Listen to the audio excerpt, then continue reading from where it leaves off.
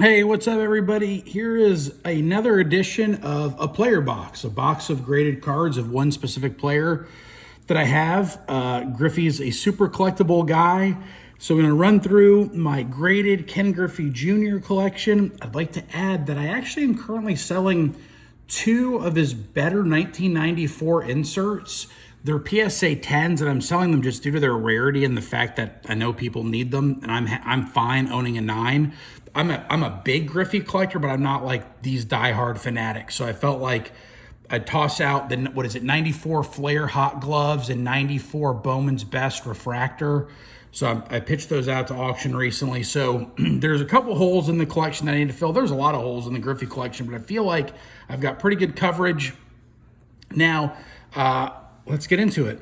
This is obviously one of the 5 most iconic baseball cards. Inarguably, one of the 10 most iconic baseball cards, probably one of the 10 most iconic cards, period. So if you collect baseball cards, I feel like that's a good one to own. Topps Tiffany, as some people might recall, the Tiffany, they gave it the Tiffany name. It's not associated with the Tiffany store at all. They just gave it that kind of name to represent like an elevated brand. These were only sold in a factory set. They're glossy. They're much more rare. I wish they were serial numbered, but alas, it is a great card to own. I guess I've doubled up on those. Oh, no, that's not. That's the not Tiffany. Top Trade Base. This pop report is through the roof. The pop report on this is not nearly as high. These are hard to get graded 10s due to the gray bleed edge as well as centering. Also not the most attractive picture. Like, he's not smiling. He looks like he's overheated. He was working out too hard in the batting cage. This is a slightly better photo. Again, not the best of designs, but because of the black border and the centering, these are super hard to get as 10s. Now, this is a card where I really do like the aesthetics. I think this card pops a little bit. Like, you can feel like, oh yeah, this was the end of the night. This was the end of the 80s. You know, got some razzle-dazzle color in there. It's a nice action photo, bright image. Classic was sold as a set. Classic was actually a game, like a board game, more or less. And they're actually really hard to get graded well because they came in like sealed cello packs, so they were sealed really tightly. But happy to own that one. This one I think is a super cool design. I wish the photo was a little bit better, but I really like that design. That color scheme really screams late 80s to me. And then 89 Score Masters was a box set of just kind of painted cards. I like the simplicity of this set. I've got a few of them autographed. I need to get a Griffey one autographed, but just think that's a cool looking card. I like a handful of different Score Masters I've got. So as we move on past the 1989s, we're moving into the 1990s. You might have a guess as to what kicks off 1990. There you go. It would be the 90 Leaf, which is a super important set. On the heels of the 89 Upper Deck, 1990 Leaf sort of changed and revolutionized the game. So with that being said, please know that all these cards are perfectly fun to own raw. They're fun to own as PSA 8s and PSA 9s. PSA 10s are investment grade. And while I'm glad I own them, most of these I bought well before this big recent boom. So please buy cards that you like, that strike your eye, buy cards that are within your budget, and buy stuff that you know you're really going to enjoy. And don't buy them just because some idiot on YouTube is showing them off. This is a hard 10, as you can imagine, with that blue border easily chipping. Now, 91. I think 1991 might be the best run of cool Ken Griffey Jr. cards. Great. I mean, and Stadium Club changed the game. Just love that photo. And then a bunch of the 1991 Score subsets. So the franchise, black border card, very tough to get in PSA 10 condition. Dream Team, I love this subset. Man, I'd love to get a lot of these autographed one day. It's just pretty expensive to get done at a signing, but maybe I might bite the bullet and get some of these awesome subsets signed. The All-Star. The Fathead comic. Man, I love that. Really brings me back to chasing these as a kid. Rifleman. Again, guys, we're still with 1991 Score. Then these are all base set cards. Now, This one, I absolutely love that card. And again, it's because of the black border, it's really hard. But what an underrated story for baseball history, that his father had the career longevity to play into his 40s, and that his son, Junior, had the talent to break into the bigs as a teenager. I mean, come on. And then I think this is the last 1991. We finished not on a bang, but on a whimper. We finished on a whimper. 1991 finishes on a whimper.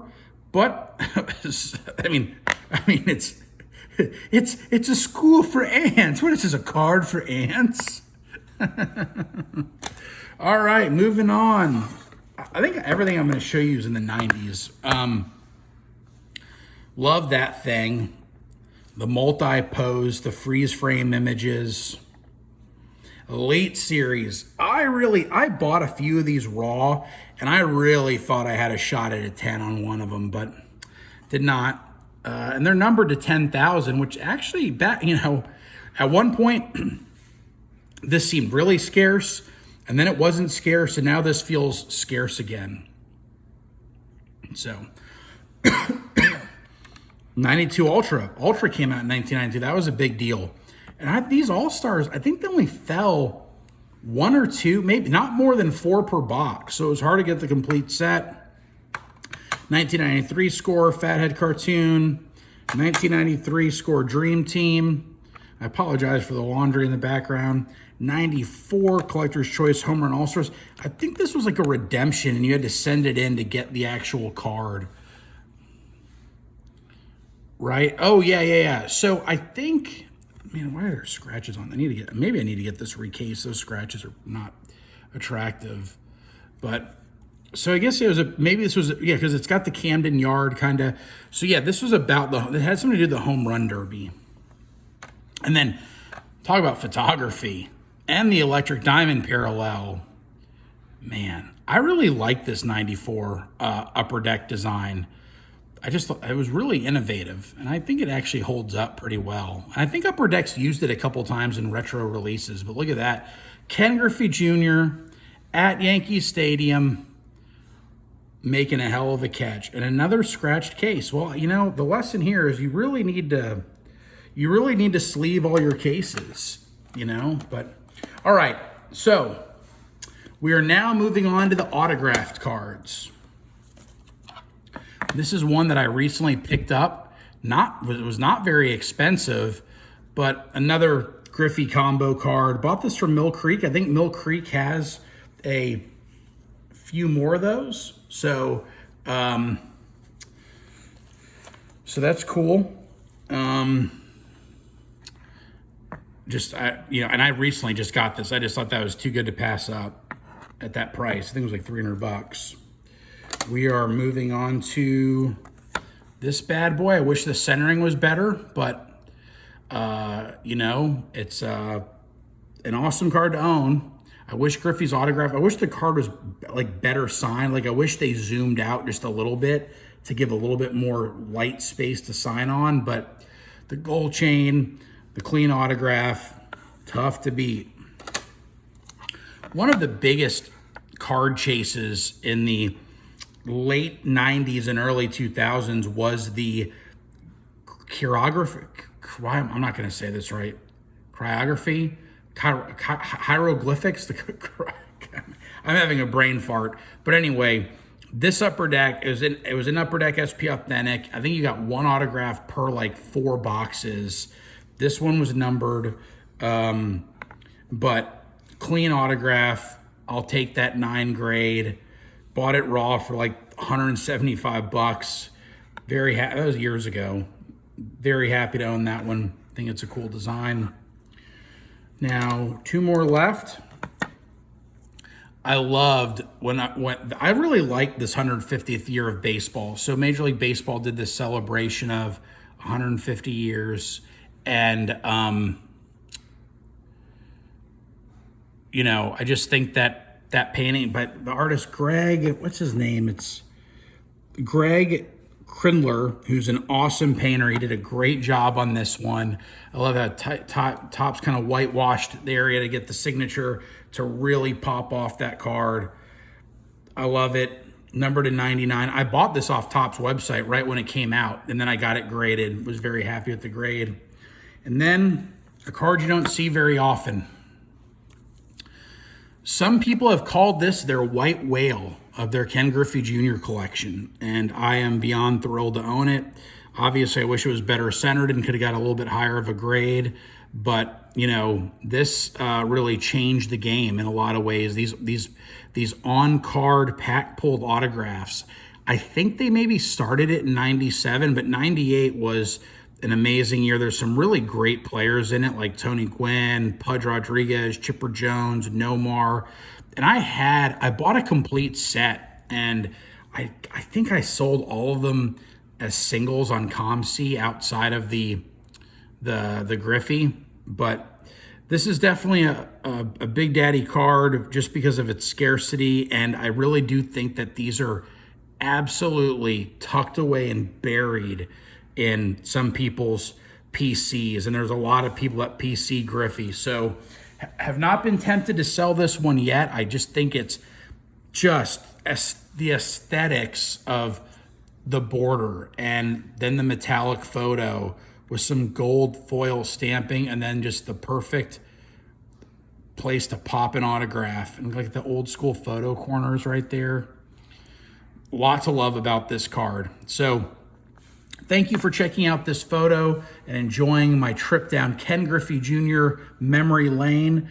I hope you guys buy what you like.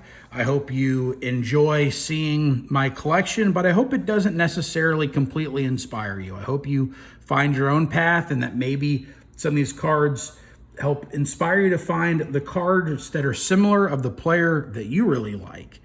And don't ever be overly impressed by what some influencer or some idiot on YouTube like myself has to say. Listen to your gut, trust your wallet, and you will have a very long life in this hobby. So have a great one. Thank you again.